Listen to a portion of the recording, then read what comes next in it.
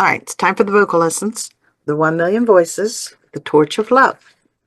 This project for the Olympics, the 2028 Olympics. Right now, I want to give you 5 of my tips on what I do before performance, makes me a better singer, helps my vocals, and this is the value you're going to get from me. I want you to do this. These are things that I personally do, and I've been singing since I was 2 years old. I developed these different things to become a better singer. One of the things is tea. Bigelow mint tea is what I use. Doesn't have to be the Bigelow brand, but it is mint tea. Here's my Bigelow mint tea. It's already in my little tea bag here, warmed up. And before I start singing,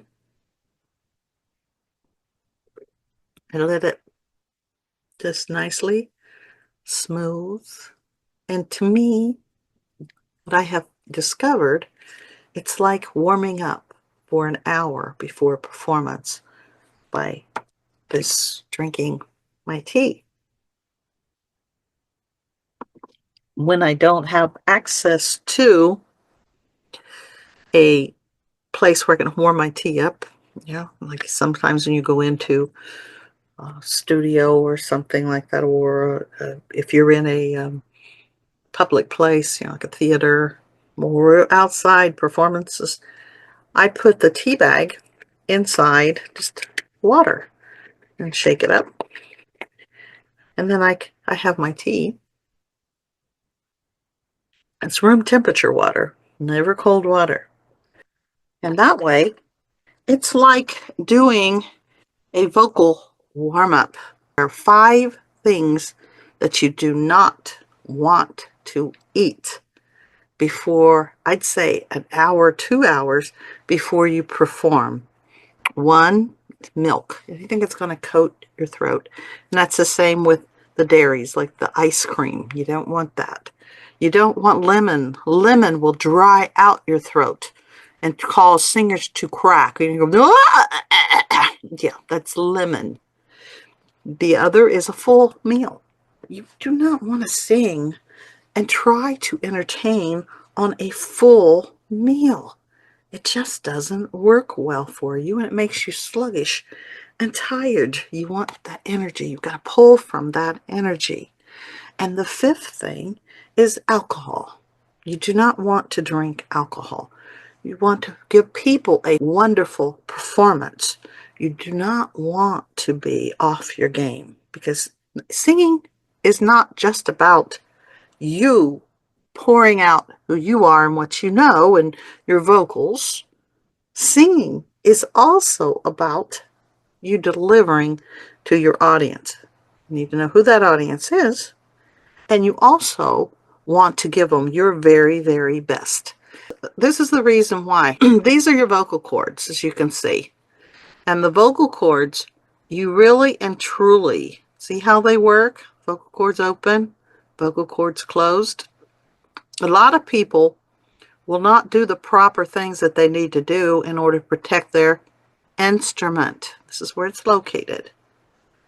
And they will get nodes, calluses on their vocal cords. And when they get calluses, then they don't sing as well, because it starts closing them up. And when you need to have it open and closed, and you've got your nasal passage, you can see the whole entire, where everything is, and this helps you to sing. This is why you can sing and talk, is through your vocal cords, but you need to protect them. I told you what I do ahead of time. Next thing I want you to do is I want you to stand up, do a exercise for your diaphragm. And there's where your diaphragm is located. Now, the reason the diaphragm thing is so important, where I have people stand up, I'm just going to sit in your chair. I'm going to sit up straight, and you see your diaphragm. You see where it's located. So if you breathe in through your nose and slowly release through your mouth.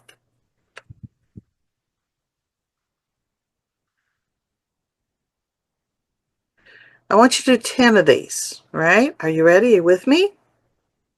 Breathe in through your nose. Release. Hold it. Just hold a little bit. You can feel it. It lifts. The diaphragm's lifting. This is going to strengthen it. Now slowly release through your mouth. It's one. Let's do two.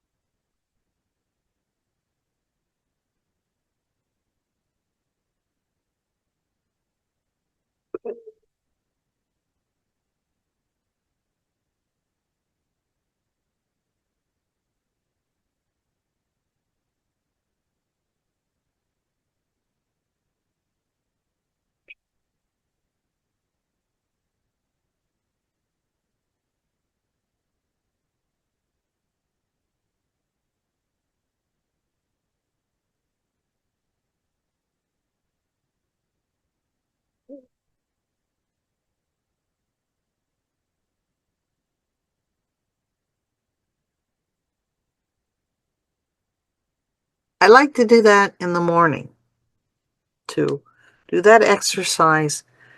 And I'll do that even when I do my physical exercises, because there's certain things that you can do where if you do this daily, it strengthens your diaphragm. So you go, Kathy, why is that? Why do you want to do that? Have you ever seen how performers are able to move around and do a lot of this, and they're not outwinded? They're able to speak straight without being winded at all. It's their diaphragm. You normally start doing that. People don't even hear you taking that big breath when you get really good at it. And you can do all that kind of stuff. That's dancing around on that stage without any problems. You just hear smooth talking. That happens when you're singing too. The last thing you want to do is hear somebody sing and go, or be out of breath so that you can't hit your notes. This helps you because you're carrying all the air.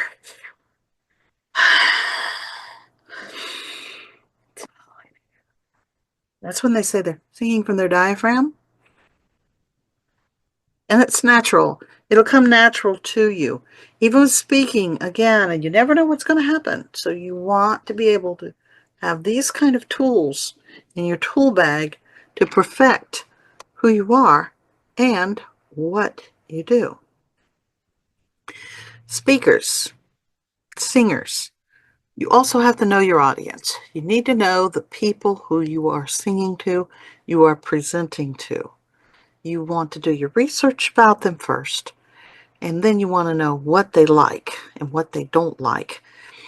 There's ways to really and truly think about who these people are and how to get that applause. It's what you really want. You want to get through, and our payment, of course, we get paid for what we do as well, and you want to do that.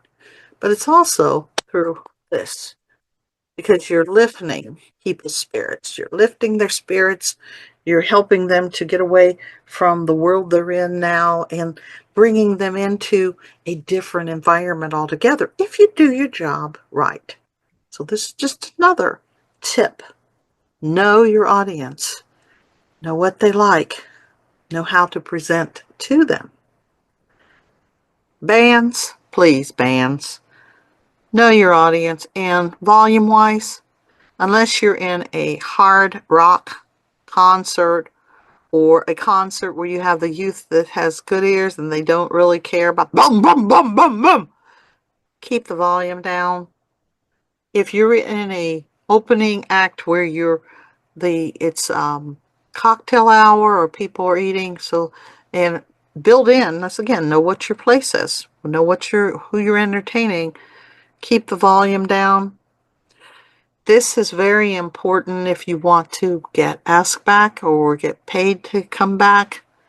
Now, if you are known for being a loud band and the people have hired you to be a loud band, really loud, rocking them, booming everything, then okay, that's your job.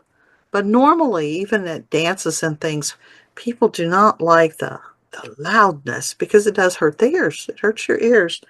I will see people when I'm on stage sometimes will sit in front of a speaker. So I try to put the speakers so that at no way will they be in anybody's ear, where the people can sit there. There's a chair where they're sitting right in front of that speaker, because you are going to get their feedback and they're going to say you were too loud and they're going to say you were a horrible band. And it doesn't take too many of those people or even a speaker. The volume's just way too loud for people to want to complain. And as we know, negative seems to go further than positive. So that's another tip. Please, that's something to help you to sustain who you are, sustain what you do in the field of speaking and singing. Now, for you vocalists out here and you people who are singers and want to be singers, right? There is something that's on your phone. There are apps, and they're apps that are little pianos. I just happen to like this one. You can download an app. Now, let me teach you what I mean by your ear training. Is you want to be able to sing on key. And this little tool right here, all my life I used a piano of some sort or a keyboard. Well, you can freely download this. This is free. This will help you. So I want you to sing with me. As you notice, I'm hitting the note, then I'm singing it. We're going to go up what is called a scale. It's 8 notes, right? We're going to do the scale. So, you ready? La, la, la, la, la, la, la, la.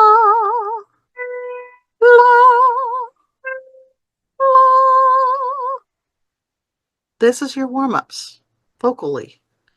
These are your scales, so that you vocally are warming up. It's more than that.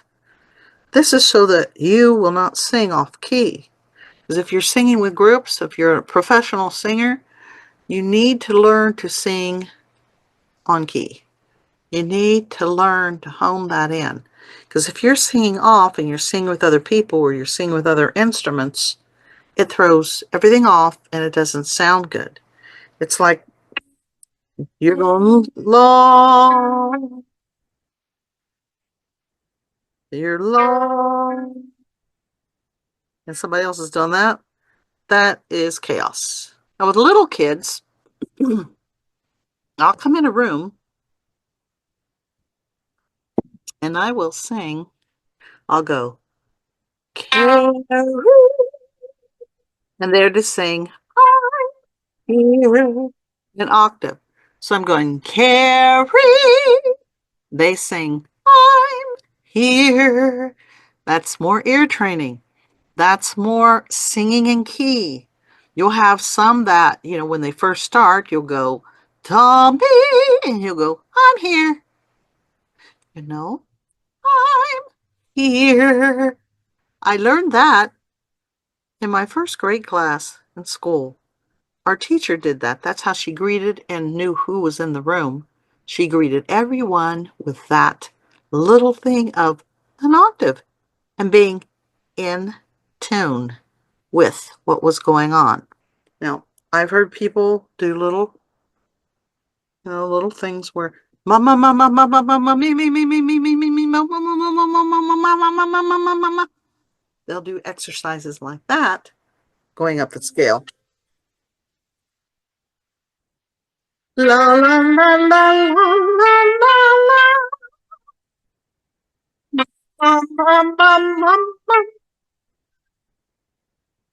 They'll do the alphabet.